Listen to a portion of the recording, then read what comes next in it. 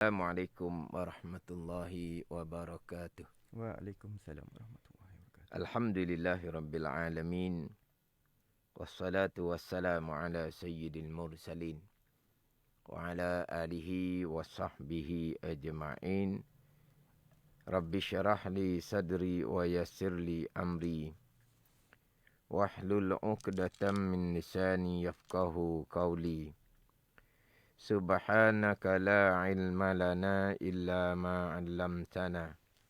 Innaka antal alimul hakim. Wala hawla wala quwwata illa billahil aliyyil azim. Terima kasih kepada DJ Fat. Sama-sama. Dan Alhamdulillah kita dapat menyambung kembali slot Safinatun Najah menggunakan kitab Safinatun Najah. Yang mana kita maklum bahawa kitab Safinatun Najah ni kitab fiqh. Nama kitabnya Safinatun Najah fi ilmil fiqhi. Pada ilmu fiqh. Yang mana dalam kitab Safinatun Najah ni lengkaplah pembicaraan berkaitan dengan ibadah.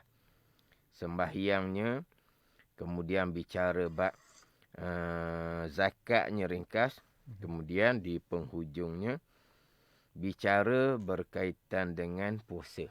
Ya.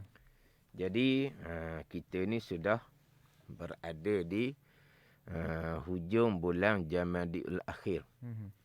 Yang mana terkadang kita pun tidak sedar pun kita berada di bulan hijrinya bulan berapa.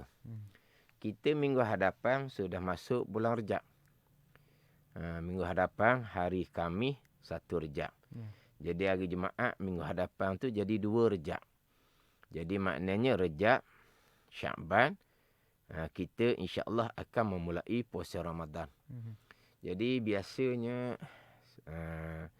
saya kalau biasanya dekat-dekat nak masuk bulan Ramadan, saya akan bicarakan berkaitan dengan tajuk puasa lah. Jadi dalam kitab Safinatun Najah ni memang ada tajuk puasa. Tak payah nak cari kitab lain, tak payah nak cari risalah lain ke, tak payah.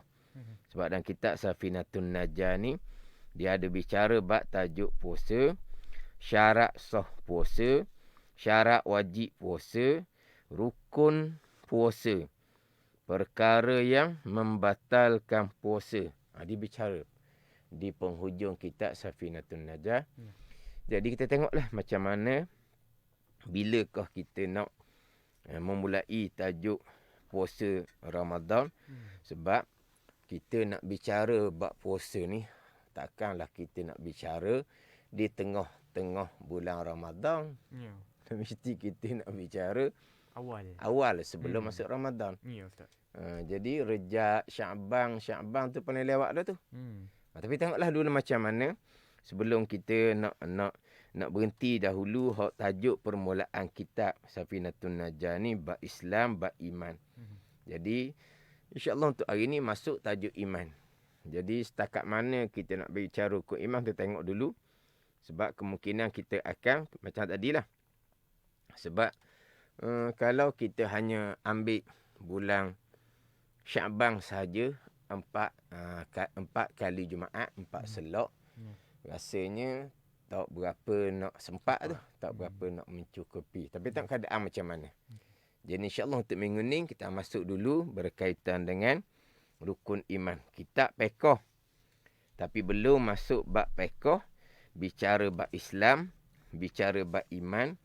Sebagaimana saya sebut berulang kali, syarat untuk sah wuduk kita akan bicara nanti. Syarat untuk sah mandi wajib kita akan bicara nanti. Sama dengan syarat untuk sah sembahyang, syarat untuk sah zakat, syarat untuk sah puasa haji pun sama, adalah Islam dan iman. Jadi kitab Safinatun Najah, kitab bab fiqh, tapi syarat untuk sahnya Islam dan iman. Comel kitab Safinatun Najah memulai kitab fiqhnya dengan rukun Islam dan rukun iman. Dan insya-Allah saya akan bicaralah rukun iman satu-satu rukun, bukan hanya bilang rukun iman pertama, kedua, bukan.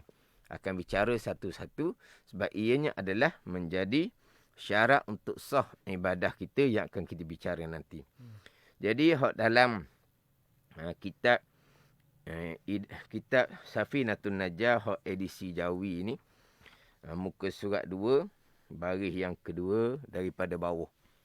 Jadi Rumi kalau ada sidang pendengar Manik FM ataupun yang mengikuti live FB yang pakai hak Rumi, tanda sendirilah hak Rumi tu. Cuma sebagaimana saya sebut sebelum ni, cara susunan kitab hak Jawi dengan hak Rumi ni cara yang berbeza. Yang mana kalau hak Jawi, atas dia Safinatun Najah bahasa Arab, terjemahan terus duduk di bawah.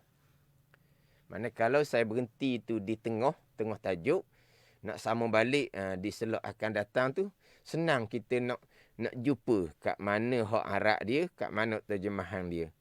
Adapun kalau hak Rumi ni, kalau kata terdahulu rukun Islam satu perenggan, terjemahan di satu perenggan. Rukun iman satu perenggan sebelah kiri, terjemahan di sebelah kanan satu perenggan.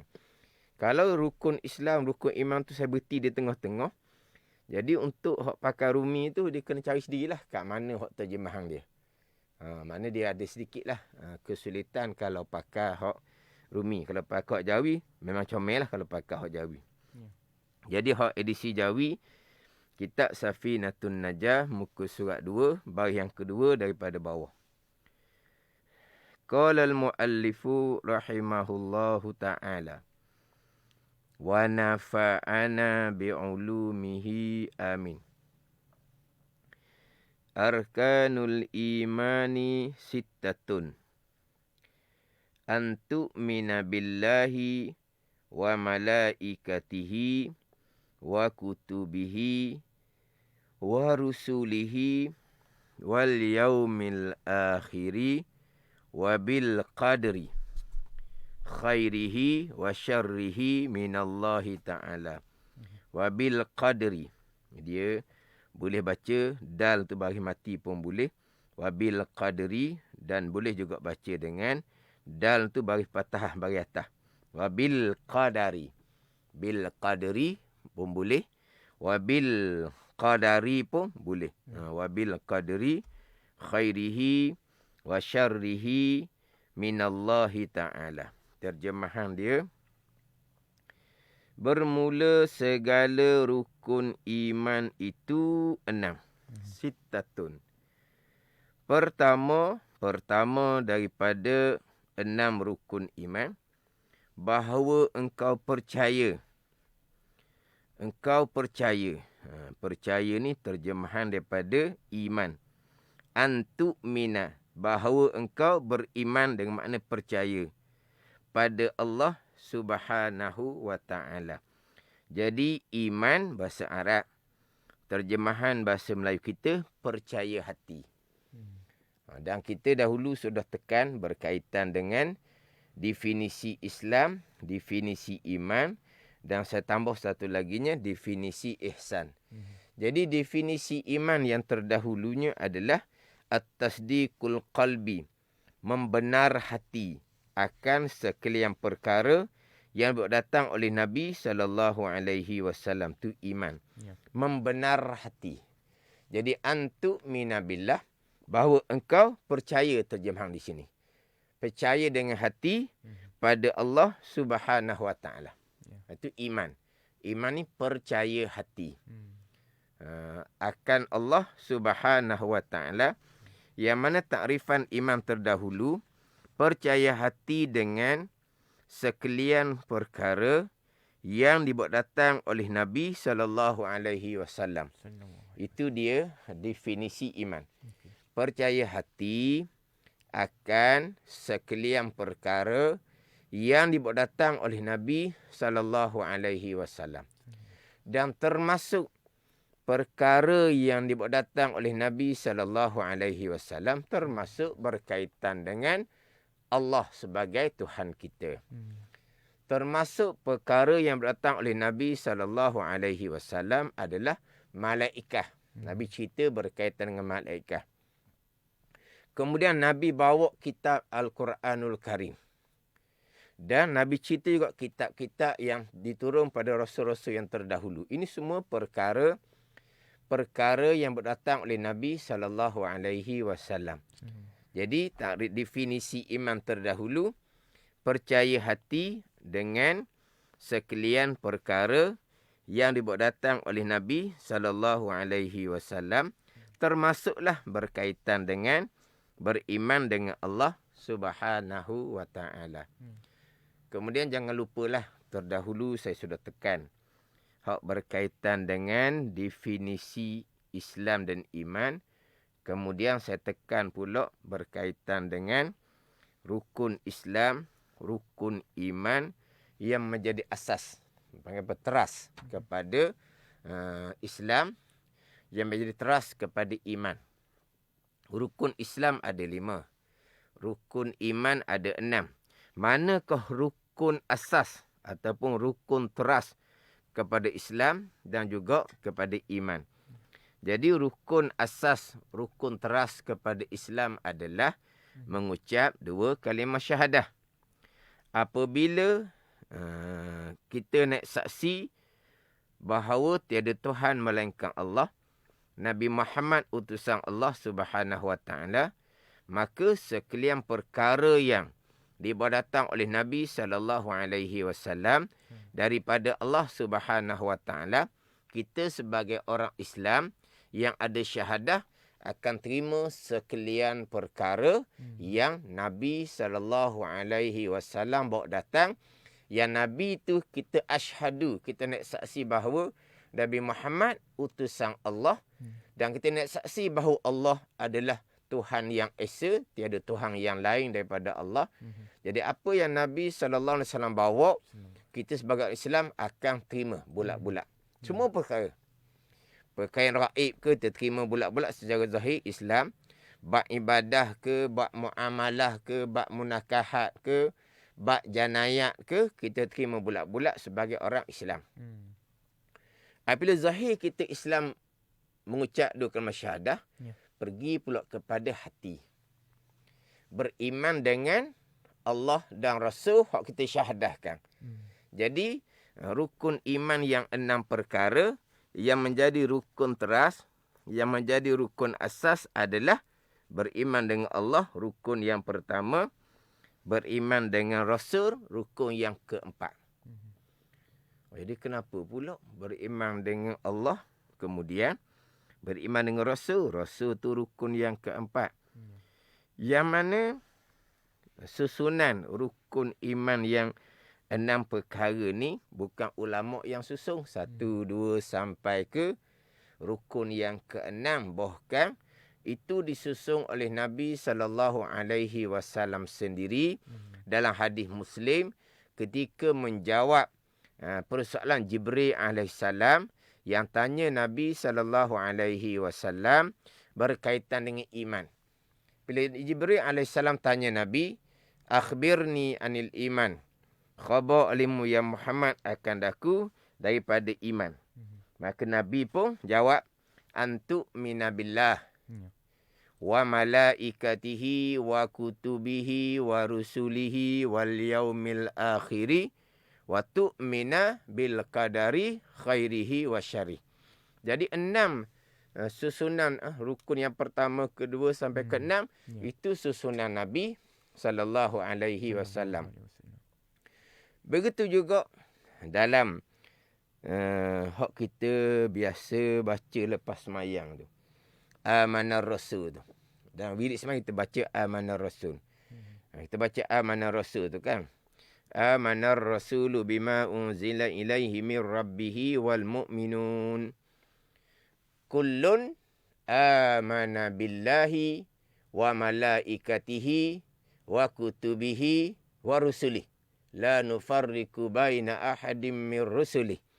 Jadi ayat Quran, kullun amana billahi, beriman dengan Allah, wa malaikatihi, dan malaikat yang kedua, wa kutubihi, dan kitab yang ketiga, wa rusulih, dan rasul yang keempat. Jadi susunan rukun yang pertama beriman dengan Allah, rukun yang keempat beriman dengan Rasul ni susunan ayat Al-Quran sendiri. Tapi kenapa yang menjadi asas kepada rukun iman adalah beriman dengan Allah dan Rasul. Walahal Rasul adalah rukun yang keempat. Kalau kata asas kepada rukun Islam, mengucap 2 kalimah syahadah, okeylah. Sebab itu memang rukun nombor 1. Rukun yang pertama. Kalau kata 2 kalimah syahadah menjadi asas teras kepada Islam, clear. Sebab ianya rukun yang pertama. Tapi bila pergi kepada iman, beriman dengan Allah dan Rasul menjadi teras. Tapi Rasul tu nombor 4. Jadi akan timbul sedikitlah pertanyaan. Maka dalam huraian yang dihura dalam syarah kepada Riyadhus Shalihin menyatakan bahawa didahulukan malaikat, kitab, kemudian disusuli dengan Rasul adalah untuk meraihkan bagaimana tertib yang mana Allah menyampaikan agama kepada Rasul. Allah utuskan malaikat bawa kitab kepada Rasul. Itu hak tertib agama disampaikan pada Rasul untuk disampaikan kepada ummah. Agama daripada Allah. Yang bawa agama wahyu melalui malaikat Jibril. Kemudian malaikat ni pula bawa kitab kepada Rasul. Jadi Rasul nombor 4 lah. Itu ikut susunan dia. Jadi tapi asas kepada iman adalah beriman dengan Allah dan beriman dengan Rasul. Dengan bahawa kita mengetahui dan berpegang berkaitan dengan sifat-sifat Allah dan berkaitan dengan sifat-sifat Rasul. Yang menjadi asas kepada iman, bahkan menjadi permulaan yang wajib dalam agama kita. Jadi asas kepada iman, beriman dengan Allah dan Rasul. Yang mana beriman dengan Allah dan Rasul ni menjadi permulaan perkara yang diwajibkan atas tiap-tiap mukallaf, sama ada lelaki ataupun perempuan. Orang yang baligh serta berakal, orang mukallaf, sama ada lelaki dan perempuan. Kewajipan yang pertama-tama adalah mengenal akan Allah dan mengenal akan Rasul. Apa makna mengenal akan Allah, mengenal akan Rasul? Dengan makna mengetahui dan berpegang kejap akan sifat Allah dan sifat Rasul. Jadi sifat Allah, sifat Rasul ni, kalau kita mengaji kaedah sifat 20, dia akan merangkumi 50 aqaidul iman. Dia akan mengandungi 50 aqaidul iman ni. Aqaid ni jamak pada aqidah. Satu, aqidah. Aqidah ni kalau kita terjemah sebagai simpulan, ikatan. Sebab dia asalnya aqidah ni daripada perkataan aqdun. Akad. Akad ni ikat lah. Contohnya akad jual beli. Bincang tawar menawar, bincang tawar menawar. Okey. Setuju. Kita pun akad. Saya beli barang ni, saya jual barang ni. Maknanya dia pun akad. Sebab apa dia panggil? Ikat. Dia kita asal makna. Risik, pinang, tetap tarikh, lepas tu akad nikah. Apa ni? Ikat. Jadi pasangan suami isteri. Itu asal makna ni aqdun, ikat. Jadi akidah ni, apa panggil apa ni? Kepercayaan yang sipu, ikat mati. Jadi bila sebut dengan aqaidul iman, kalau kita tengok dalam buku-buku, aqaidul iman diterjemah dengan simpulan iman. Biasa tengok dalam buku kan. Aqaidul iman diterjemah dengan simpulan iman. Ni. Sipu makna ikat satu. Sipu ni kalau kita cakap agak, ikat hak mati tu lah. Kan ada kan ikat hak boleh kita tarik dicabut dulu. Tu apa ikat apa gitu. Ikat riben. Ikat macam hak orang beli jual-jual tu kan, hak kita nak nanti diikat Dia tak boleh ikat mati dah kita nak buka payah. Dia ikat Pak kata rebeng. Gitu lah tau. Ada satu lagi tu diikat.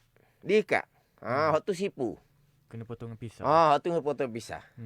Tu dia panggil sipu, bukan setakat ikat kalau kita makanan kalau hak jenis hak ikat mati tu go Allah. Lapar lah. Susah kita. Dah cari pisah lah apalah. Jadi ini seolahnya bukan ikat. Mana sipu mati. Tu. Aqaidul iman ni simpulan iman. Jadi berkaitan dengan sifat Allah, sifat Rasul ni ada 50 aqaidul iman. 50 sifat yang wajib kita sipu mati di akidah kita. Sifat yang wajib bagi Allah 20, yang mustahil 20, satu yang harus. Sifat yang wajib bagi Rasul 4, mustahil 4, satu harus.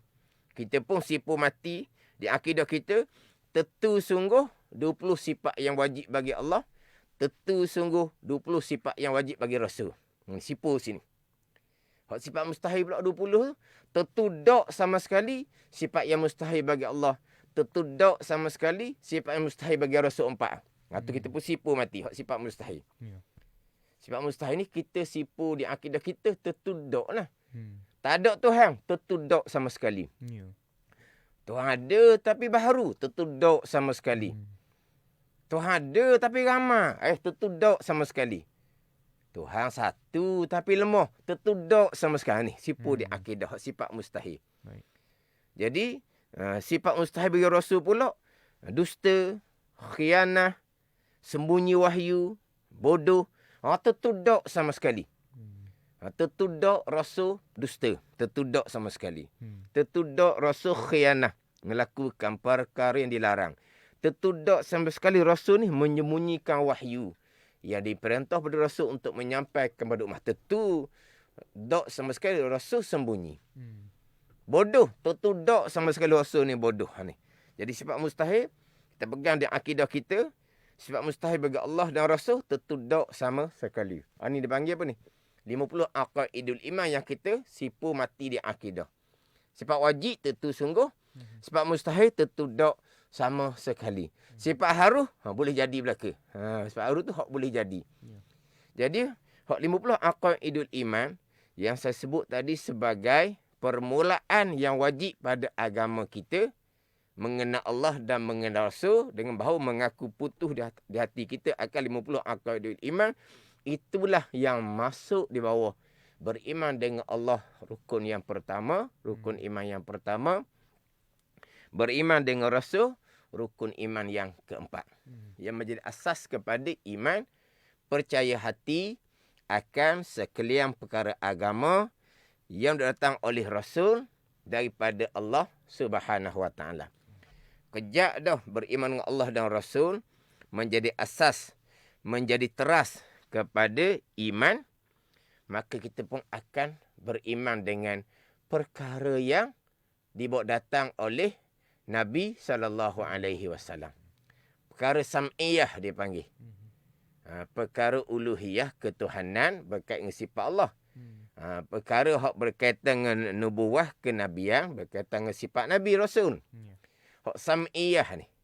Bila kita beriman dengan Allah dan Rasul, beriman dengan Nabi SAW, kita akan beriman dengan sekalian perkara yang kita dengar, yang dibawa datang oleh Nabi SAW.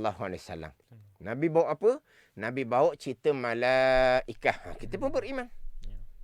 Sebab apa kita beriman dengan malaikah? Sebab kita beriman dengan Rasul. Rasul cerita tak malaikah. Dan kita beriman Rasul ni benar. Dan kita beriman Rasul ni tidak akan sembunyi wahyu sama sekali. Jadi hak Rasul cerita malaikah ni, ini adalah benar daripada Allah Subhanahu Wa Taala. Jika kita beriman dengan Rasul yang benar, kita berimanlah dengan perkara yang Rasul bawa datang berkaitan dengan malaikah. Kerana Nabi SAW pula cerita Rasul-Rasul yang lain. Nabi Adam AS ke. Maka kita beriman jugalah sebab cerita Nabi Adam, Nabi Ibrahim pun semua tu, cerita yang dibawa datang oleh Nabi SAW. Kita beriman dengan sekian Rasul. Nabi bawa Al-Quran. Kita beriman dengan Al-Quran. Nabi cerita berkaitan dengan Taurah, Injil, Zabur yang diturunkan kepada Nabi Musa, Nabi Daud, Nabi Isa alaihimussalatu wassalam. Kita beriman juga. Sebab apa? Sebab Nabi yang cerita bahawa Nabi Musa, Nabi Daud, Nabi Isa alaihimussalatu wassalam diturunkan dengan kitab Taurah, Zabur dan Injil. Kita beriman. Sebab apa? Sebab kita beriman dengan Nabi SAW yang menjadi permulaan agama, mengenal Allah, mengenal Rasul, yang menjadi asas kepada iman, beriman dengan Allah dan beriman dengan Rasul. Ya. Nabi bawa datang juga cerita bab qiyamah. Tiup sangkakala yang pertama, tiup sangkakala yang kedua, dibangkitkan kembali, dihimpun di mahsyar. Di mahsyar pula ada syafa'atul uzma, syafa'ah besar, ada hisab, ada terima catatan amalan, ada hisab, ada mizan, ada telaga haud, ada bicara bab sirat, bicara bab syurga dan neraka. Kita beriman sekaliannya. Kenapa? Kerana itu semua perkara yang dibawa datang oleh Nabi SAW.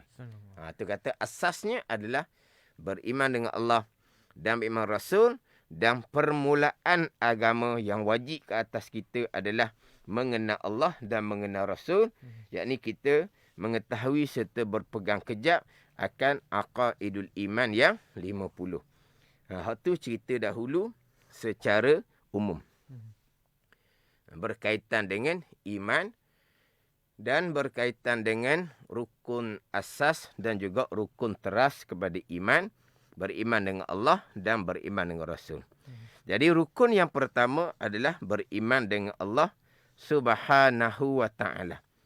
Beriman dengan Allah Subhanahu wa ta'ala dengan bahawa beriman Allah Ta'ala Tuhan yang dalam ni ada huraian sedikitlah beriman dengan Allah. Saya ambil dalam kitab Dalilul Falihin, syarah kepada kitab Riyadus Salihin. Riyadus Salihin itu kitab hak Imam Nawawi rahimahullah. Pada pembicaraan hak hadis Jibril tadilah. Hak hadis Jibril. Hak Jibril AS tanya Nabi SAW berkaitan dengan iman. Nabi pun jawab, antu minabillah. Bahawa engkau beriman dengan Allah. Dalam syarah kepada Riyadus Salihin, Dalilul Falihin, beriman dengan Allah ay bi annahu ta'ala wahidun fi zatihi wa sifatihi wa af'alihi la syarika lahu fil uluhiyyati. La syarika lahu fil uluhiyyah.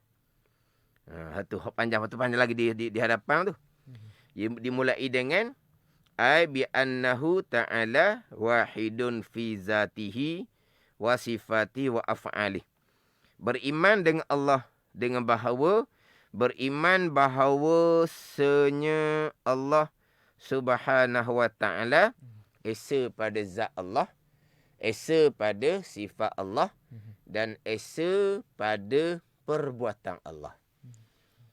Jadi permulaan bicara beriman dengan Allah ni adalah beriman dengan keesaan Allah. Beriman dengan keesaan Allah. Beriman Allah Tuhan yang esa. Esa pada zat, esa pada sifat dan esa pada perbuatan.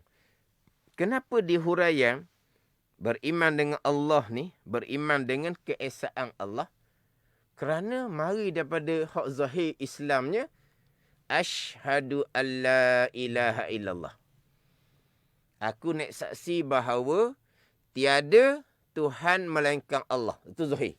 Kalau kita syahadah zahir Islam. Penyaksian bahawa Allah jua Tuhan. Jadi apabila pergi kepada iman, percaya hati, dimulai dengan beriman Allah Tuhan yang esa. Sebagaimana hak zahir syahadah, penyaksian Allah jua Tuhan. Di situ. Kat Islam kan, asyhadu alla ilaha illallah. Penyaksian bahawa tiada Tuhan melainkan Allah, dengan makna Allah jua Tuhan. Tuhan yang satu. Itu hak syahadah zahir. Sekarang ni kita pergi pada iman pula ni. Sebab apa? Sebab penilaian kita di hari akhirah adalah iman. Penilaian kita di hari akhirah adalah iman.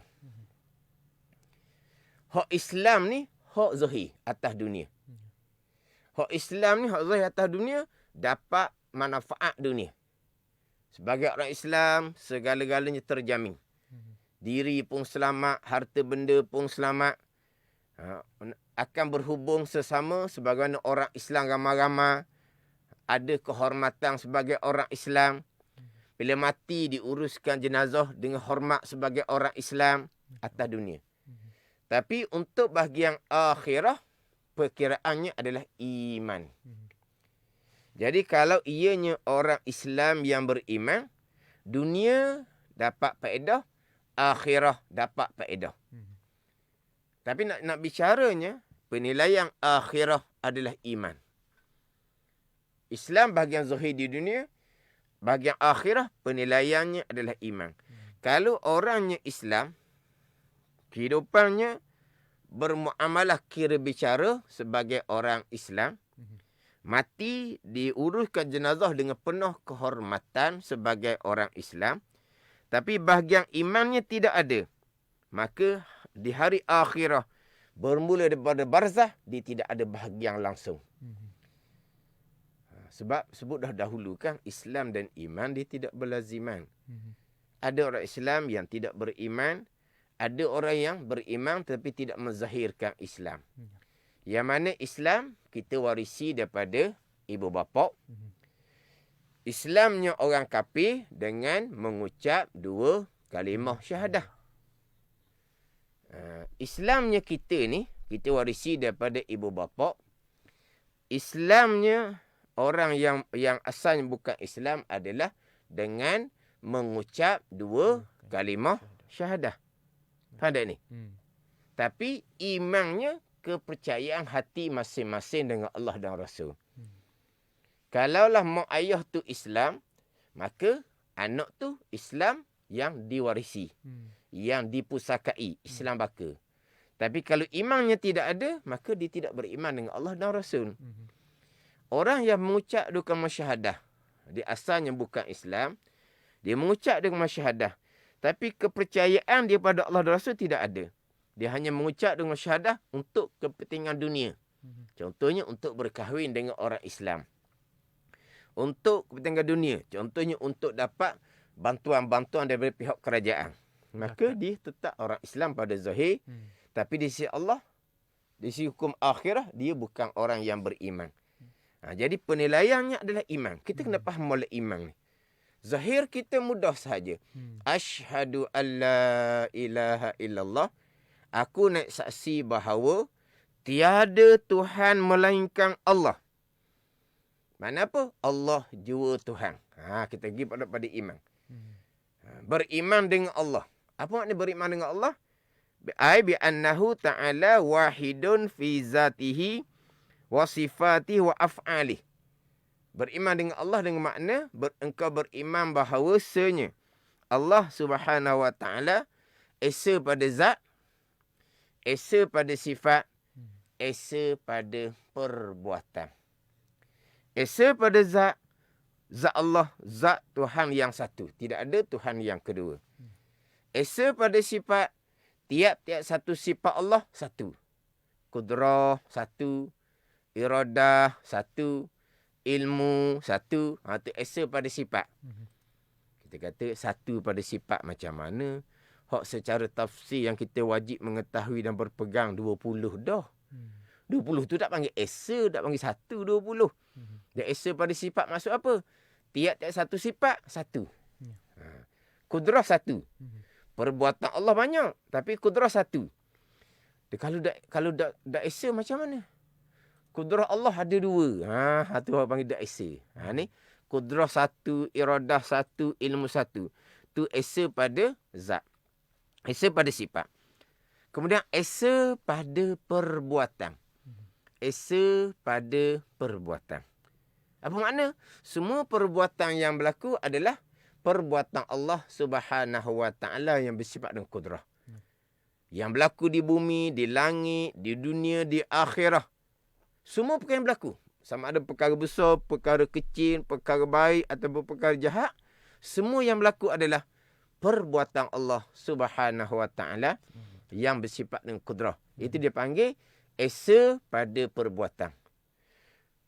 Perbuatan ni banyak yang berlaku ni. Tapi tukang buatnya hanya Allah Subhanahu Wa Taala. Allah khaliqu kulli syai'.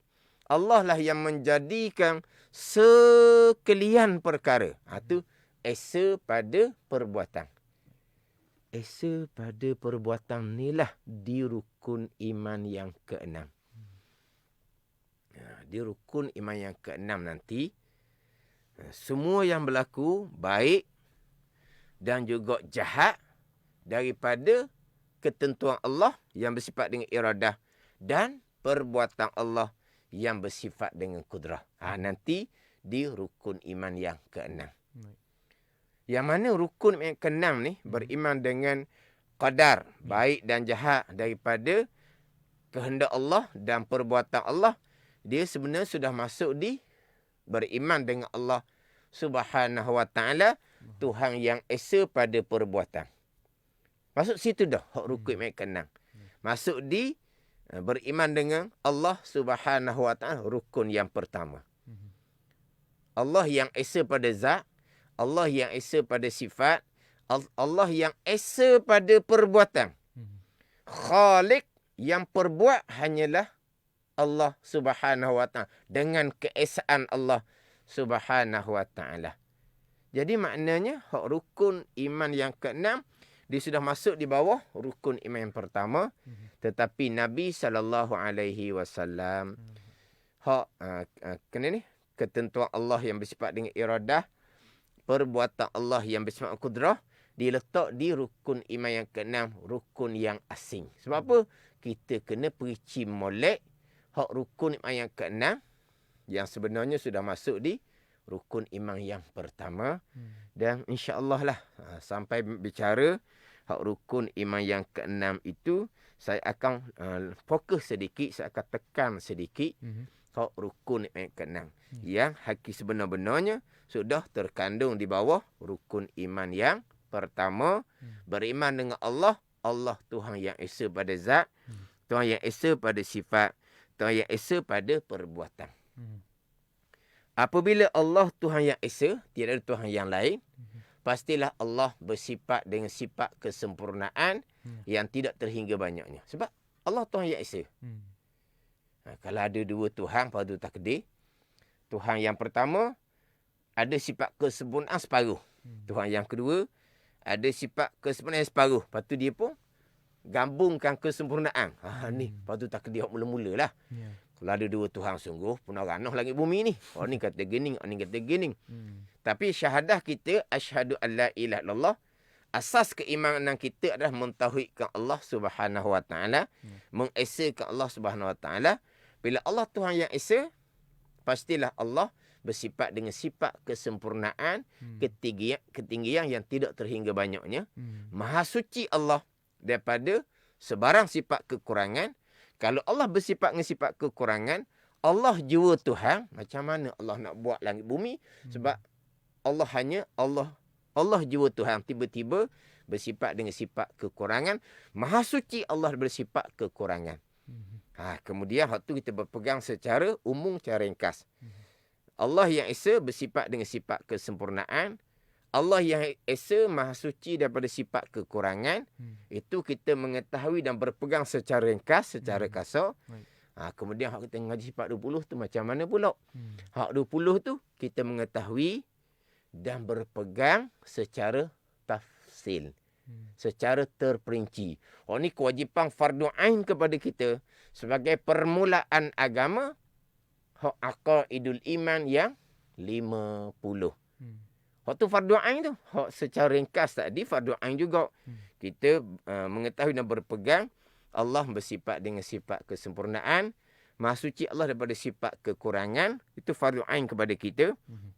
Dan fardu ain juga pada kita mengetahui dan berpegang secara tafsil hak 50 aqaidul iman, termasuk sifat Allah dan termasuk sifat Rasul.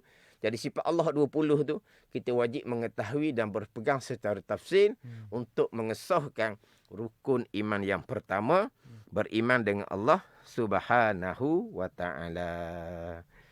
Kemudian pergilah pula kepada rukun iman yang kedua, wa malaikatihi, dan kedua percaya pada sekalian malaikatnya, wa kutubihi, dan ketiga percaya pada segala kitab-kitabnya, kitab-kitab bagi Allah Subhanahu wa taala. Jadi insya-Allah untuk slot akan datang akan pindah kepada rukun iman yang kedua, beriman dengan sekalian malaikat. Wallahu a'lam.